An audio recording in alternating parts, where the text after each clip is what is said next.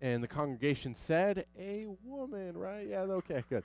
All right. But he kind of ruined my joke because I did that in first service, and no one was expecting it. And anyway, all right. So if you caught the news this last week, you know that a woman was how they ended a prayer. Oh, my goodness. I know some people were offended. I just found it hilarious. Let's just make up a word for the sake of equality. Praise God. It's a woman. Ah! Oh, I love our country.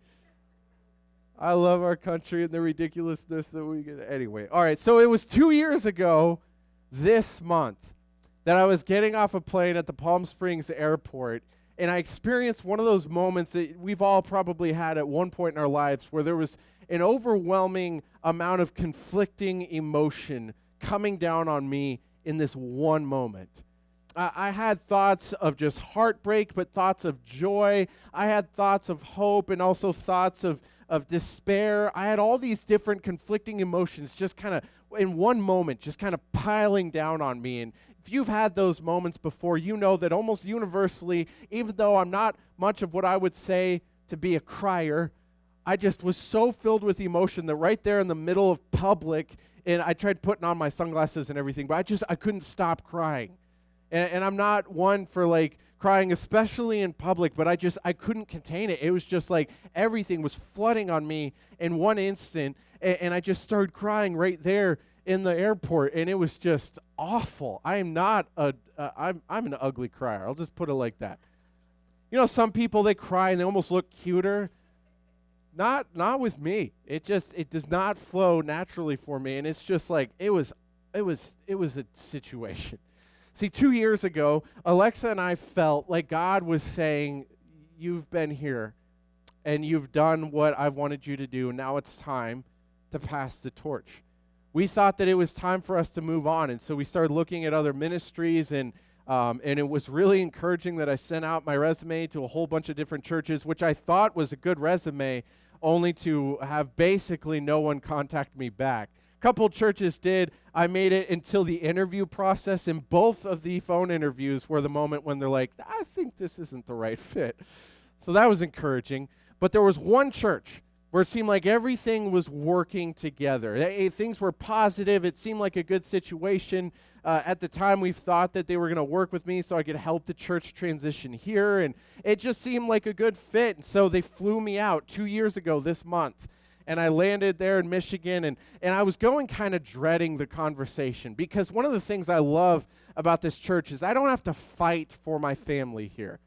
You all are very understanding, and there's no amount of money you can put on being able to not only provide for your family, but love them in the same way. And that's one thing that not a lot of people in ministry get. A lot of times they have to sacrifice their family on the altar of ministry, which is something I'm not willing to do. And so I went there telling them how much I was going to work. You know, I was going to give them my hours. It was still going to be 40, but it was a flexible 40. But I fully expected them to say, no, this isn't going to work. And to my surprise, in my interview there, they all loved it.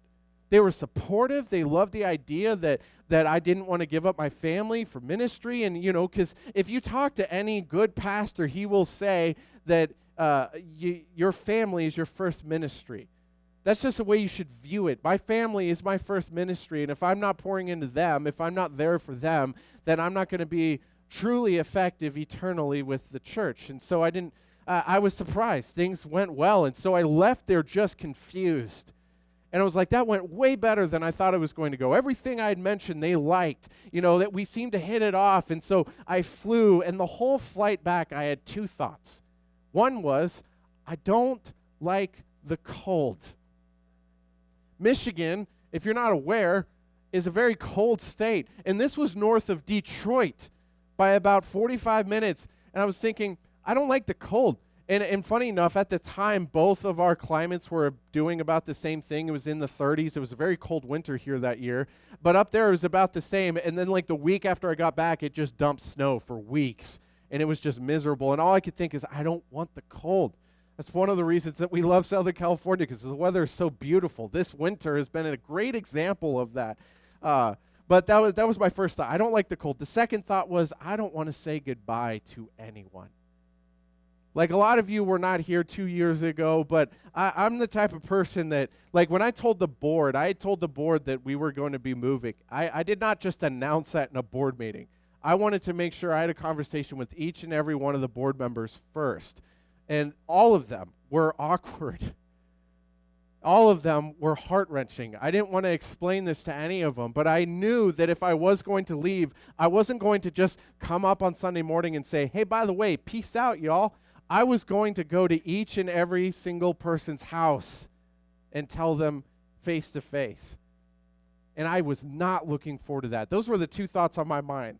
And then when I landed, after Alexa and I had had 4 or 5 months of just struggle and wrestling with what to do, it felt like all at once when I landed and I'm walking through the airport, God just laid this incredible sensation on me that wasn't audible, but I just felt it in my soul, that God was saying, Mark, I know you want to be here, but I'm calling you to Michigan.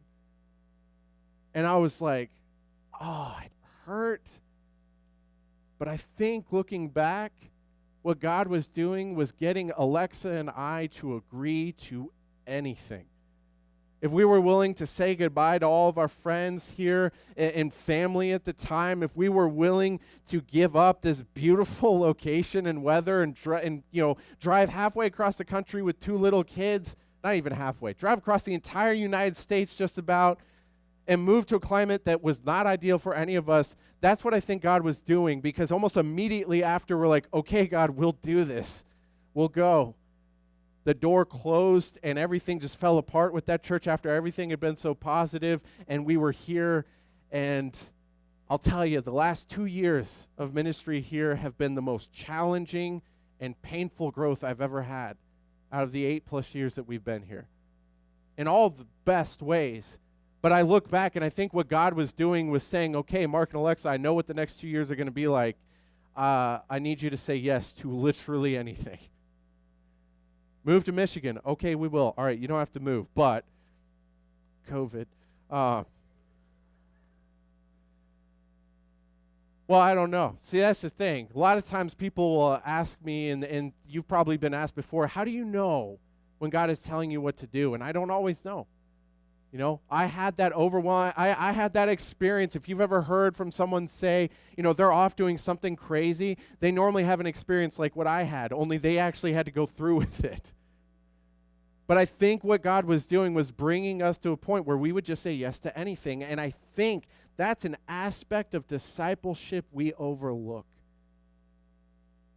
We're going to read a passage today where Jesus is going to give basic qualifications for what it means to be a disciple of his.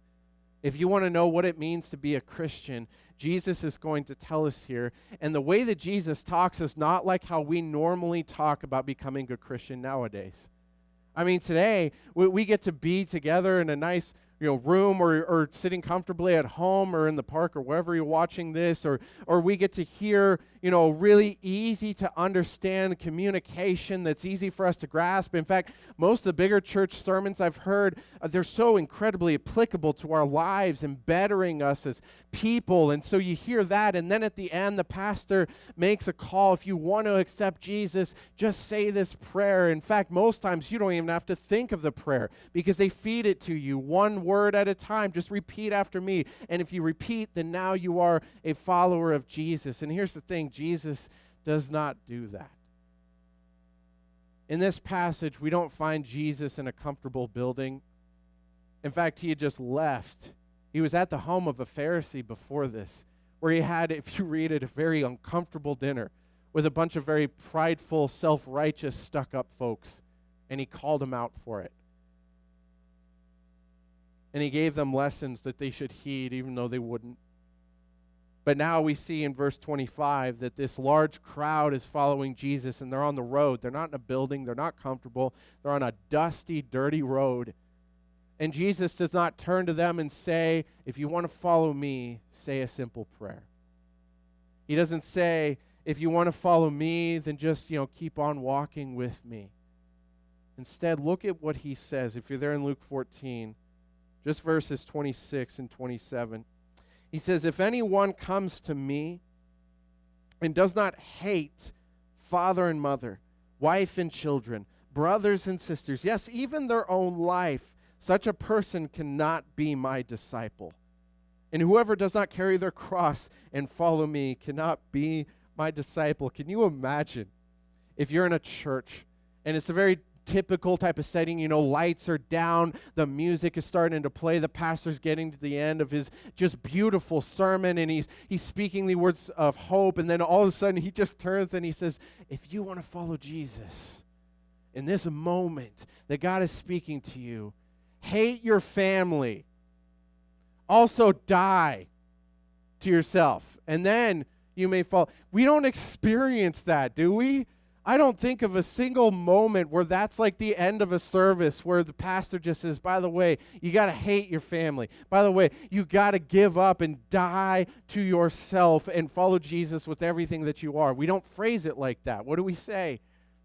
It's free. Which is true. But that's only half the story.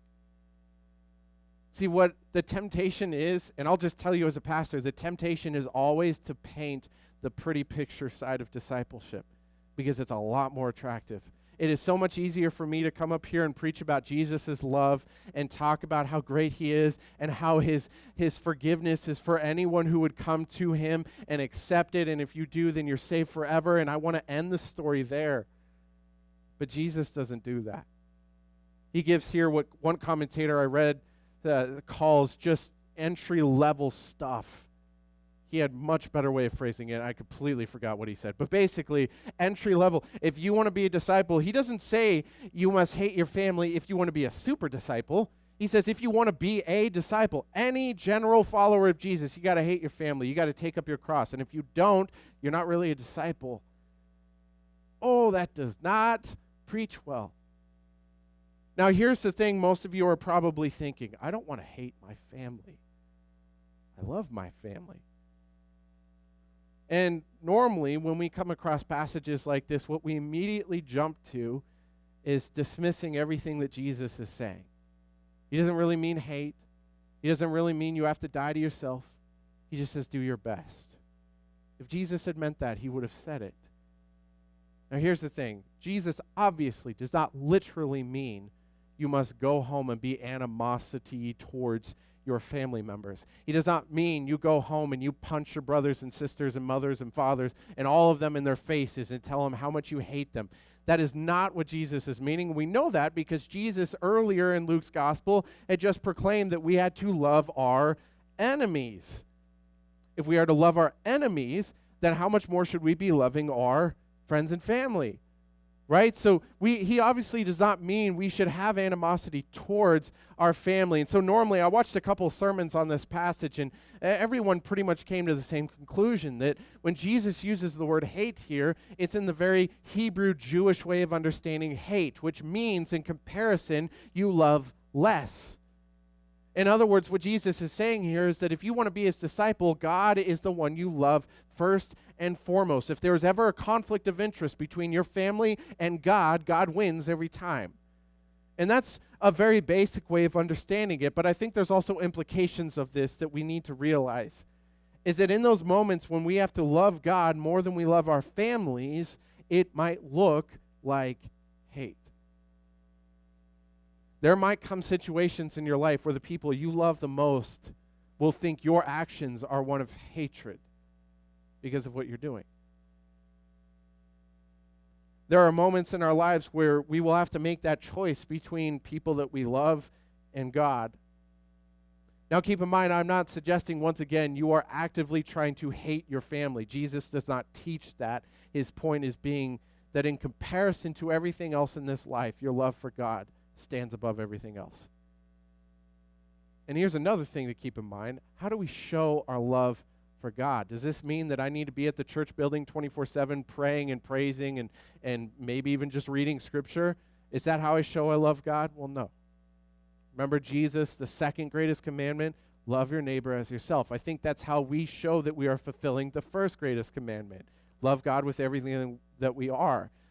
But the truth is, we might as disciples, have to make a decision between our friends, family, and God.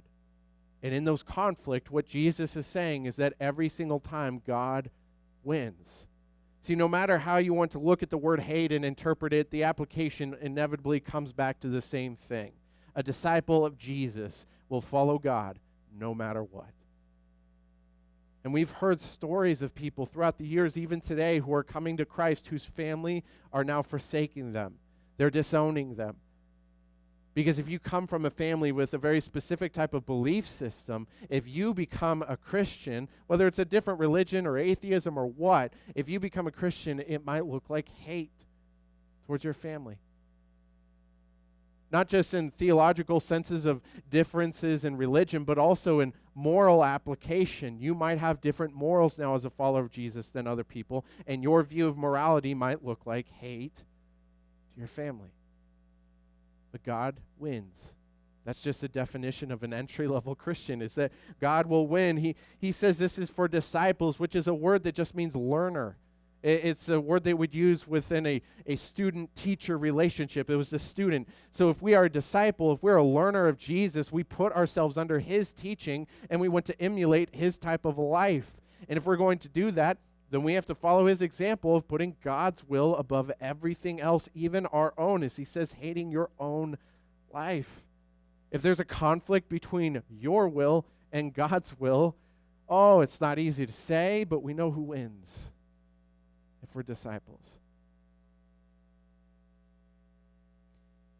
Earlier in Luke 9:23, Jesus gives us the quote that we most commonly read when we talk about picking up your cross, because Jesus gives it in the affirmative. If you are my disciple, you will take up your cross and follow me. But notice here he gives it in the negative.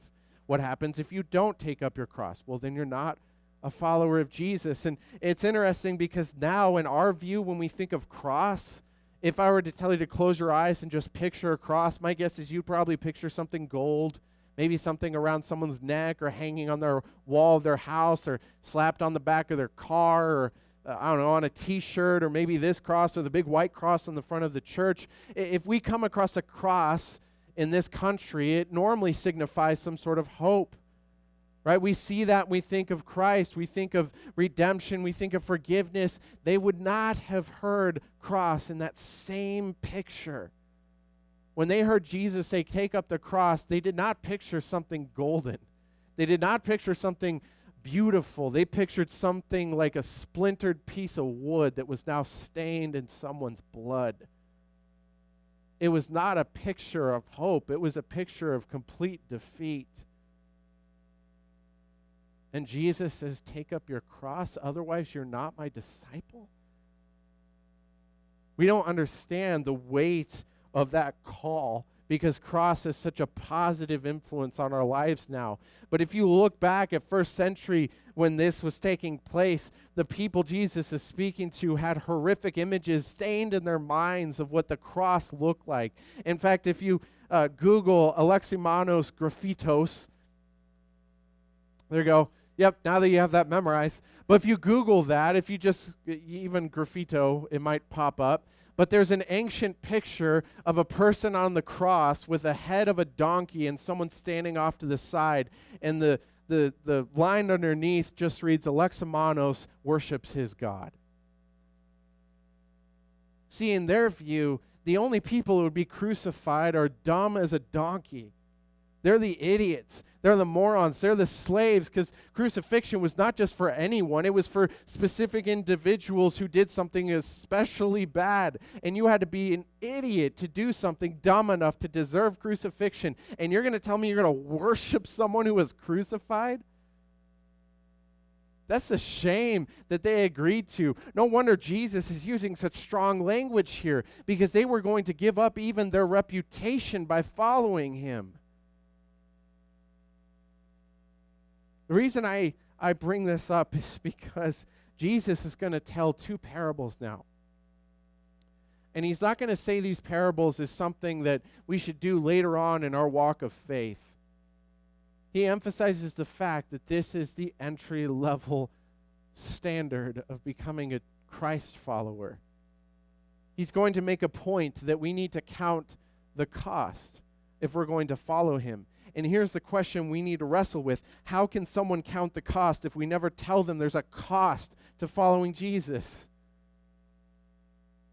You want to know why we have so much struggle and dissension and trouble in Christianity across this country? I think partially it's because we have a whole bunch of people who only ever heard the term free, and they never heard how much it costs to follow him. That when you follow Jesus, it's not about becoming now a Christian and you live in such a way that Christ is a part of your life. It's that Christ defines your life, which costs you your very self. And so let's go ahead and read this first parable. He's going to tell about a builder. And this is what he says in verse 28 and 28 through 30. He says, suppose one of you wants to build a tower. Won't you first sit down and estimate the cost to see if you have enough money to complete it? For if you lay the foundation and you're not able to finish it, everyone will see it and ridicule you, saying, this person began to build and wasn't able to finish. Now I have to laugh, because when I was doing the research for my paper, I cannot tell you how many pages I read on what type of tower this was.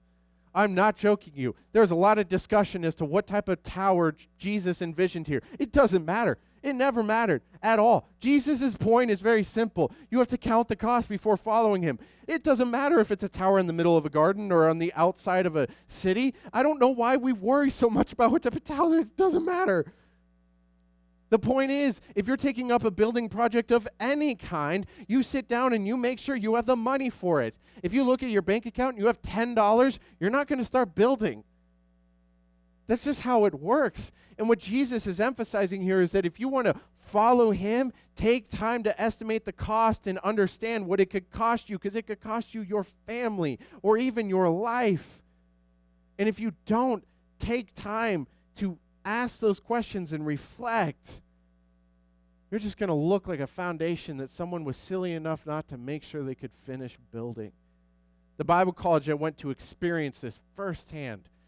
I don't know that it was necessarily a lack of planning, because obviously I was not involved, but before I started going to the Bible college, they had torn down one of the old dormitories so they could build a brand new one.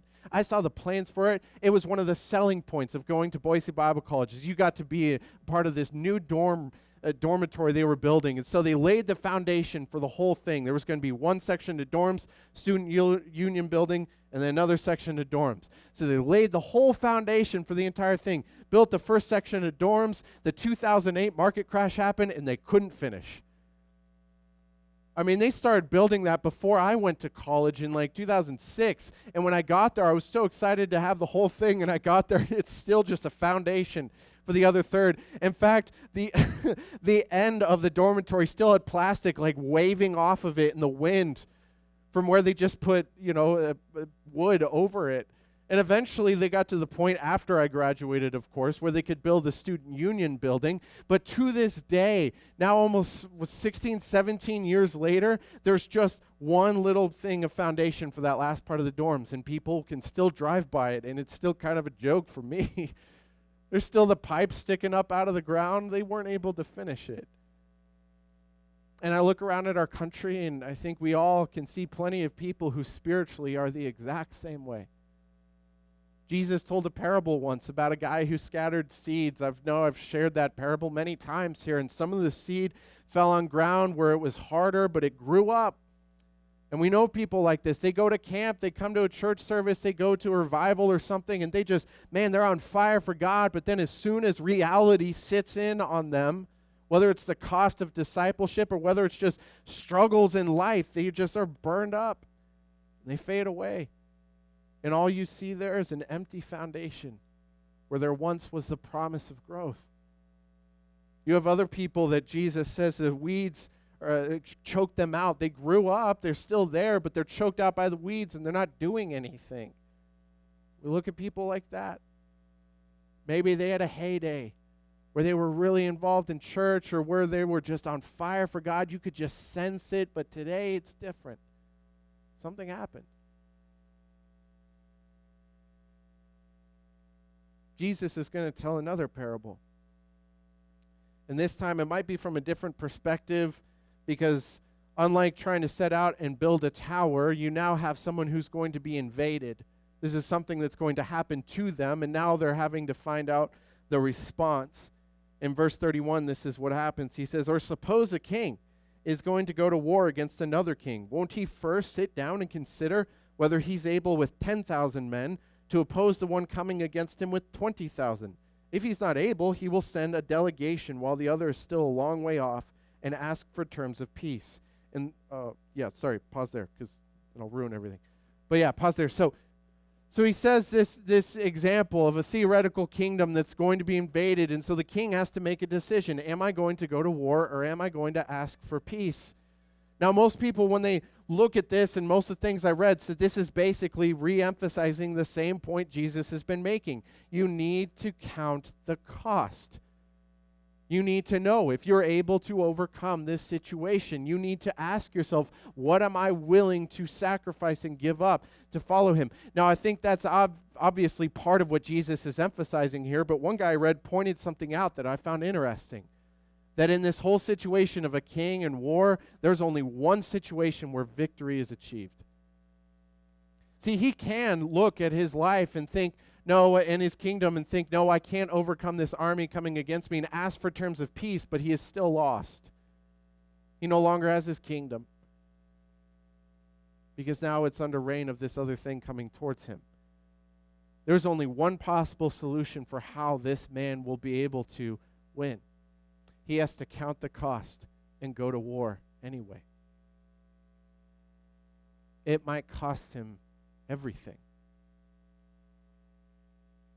And the question he has to ask himself is it worth it to me to keep my kingdom, to sacrifice all things? And here's why I think that's Jesus' point, because look at verse 33 that I almost read. In the same way, those of you who do not give up everything you have cannot be my disciples. Now, I came across that verse 33, this summer when we were looking at the different people from the book of Hebrews. If you remember when we looked at Moses, it said that Moses regarded disgrace for the sake of Christ as of greater value than all the riches of Egypt. And when I was looking at that verse and just, it felt like, you ever have those moments you're studying and it just feels like God is punching you like through the chest cavity right to your heart? Yeah, that's what it felt like, where I was like, oh, man, there's a lot of riches here in America that I value. A lot of things I enjoy, a lot of things I desire and want more of. Do I regard disgrace for the sake of Christ of greater value than all of that? And in my research of looking at this, I came across this verse, Luke 14:33. And if you're here when I preached on that, you'll know that I ended the sermon by saying, I don't know what to do with this, which is exactly why I chose this passage for one of my exegetical papers, because I didn't know what to do with this. Because this verse raises a question that goes beyond the question we normally debate in church. We used to have that debate of whether you can be rich at all as a Christian, right? Is it moral? Can you actually follow Jesus if you're wealthy? And that's a good question. But this doesn't even raise that question. This jumps right to, can a Christian own anything? And the answer is no, we can't. No, I'm joking. I should have let that sit for a little longer. Jesus at least owned the clothes on his back, which to me speaks that Jesus does not mean this as literal as we sometimes maybe might struggle with. Because even Jesus owned his clothes. Jesus had the money bag for their ministry. Jesus owned some things, not much, but he owned some things. So he very clearly doesn't mean literally go sell every single thing that you own and give it all away. But I think what we too often do with passages like this is just dismiss the idea altogether. We don't want to face the fact that perhaps, like Jesus speaking to the rich young ruler, God might be calling me to give everything. This whole passage is what is a fancy word for it that I learned long ago, thanks to Brian Regan, hyperbole. Hyperbole, which is basically saying something in such strong emphasis to get the point across. And Jesus' point here is that if you want to be his disciple, an entry-level understanding is that you must be willing to give up everything. And while I'm not suggesting all of you go home and sell everything and just get rid of everything, what I am saying is that maybe God is calling us to do a whole lot more than what we have done so far.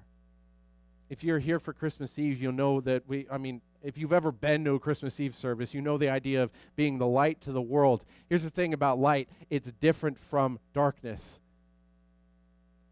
When I say that we should be willing to give up everything, I'm not speaking just strictly in terms of generosity with money. I mentioned in first service that I'm from Washington. Well, obviously, many of you know I'm from Washington, but surprising to some of you, a number of my friends, and I think even my sister, were able to go to college because of a guy named Bill Gates, which I know there's some strong feelings towards that guy right now, but he's an outspoken atheist.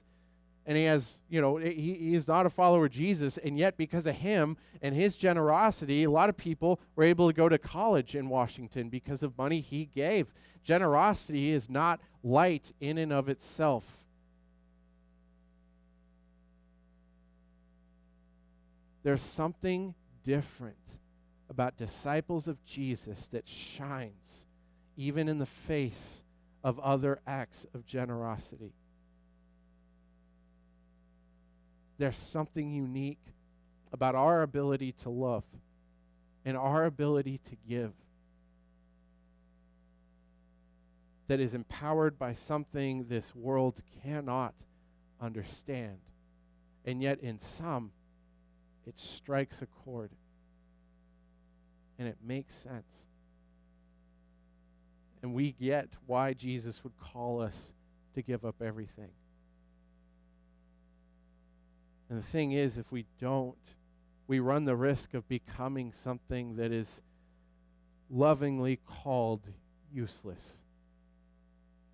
See, Jesus is not done because he has a few last words to share, and it's not, once again, easy.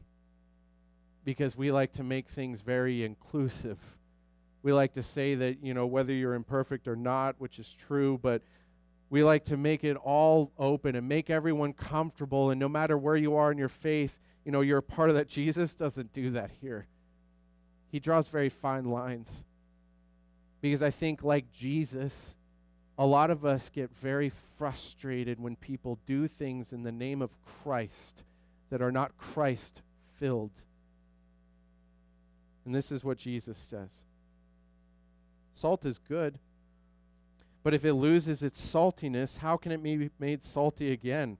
It is neither fit for the soil nor for the manure pile. It is thrown out. Whoever has ears to hear, let them hear. I hope you have ears to hear what Jesus said there, because he does not have kind things to say for people who are Christians by name only. It is a dangerous thing to call on the name of Jesus, to claim to be a follower of Jesus, and have nothing else speak to that reality. In fact, when he spoke a letter to a church in Revelation 3, he spoke to a church called Laodicea, which is one of my favorite churches to talk about, because there's so much that the Laodiceans were doing that echoes what we in America do with our churches. Right? When we talk about how blessed we are by God, it's by our attendance numbers, it's by our service sizes, it's by the amount of different things that we do and the fancy things that we have. And the church in Laodicea said the same thing. We're rich. We're well taken care of. We don't need anything. And Jesus writes back, and he doesn't hold anything back. He says, you are wretched, pitiful, poor, blind, and naked. They thought they had no needs, and Jesus says, you have every possible need. You don't even have clothes for your body. Jesus sees beyond what we present to other people.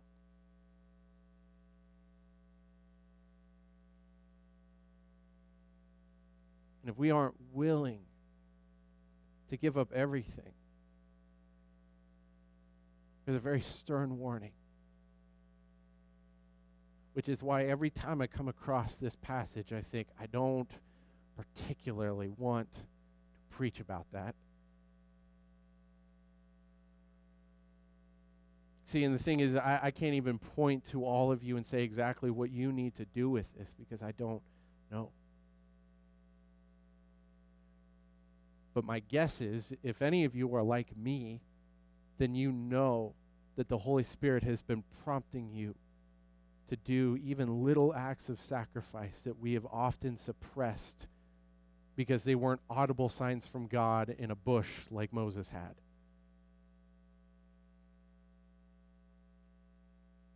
Now, the real question we need to ask ourselves is, how dare Jesus call me to give up everything? I mean, maybe you're not saying that out loud right now, but maybe some of you are kind of wrestling with that. Who is Jesus to get off, to call me to give up everything? He has no idea what I've gone through. He has no idea what my family did to set me up with what I have and the success that has been brought down on me or that I've made for myself. What do you mean I should be willing to give up everything? I've worked for this.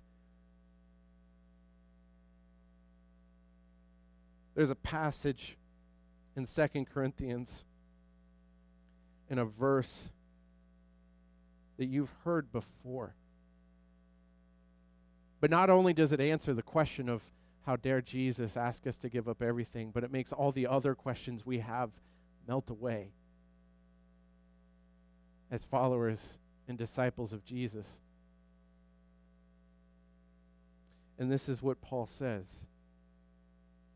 God made him who knew no sin to be sin for us, so that in him we might become the righteousness of God. Now, when I was writing my paper, my professor had asked me to answer this question. He said, you got to address that question. How can Jesus call us to give up everything? And when I came across that verse, I know I've been talking about me crying a lot. I promise it really doesn't happen that often, but I just broke down.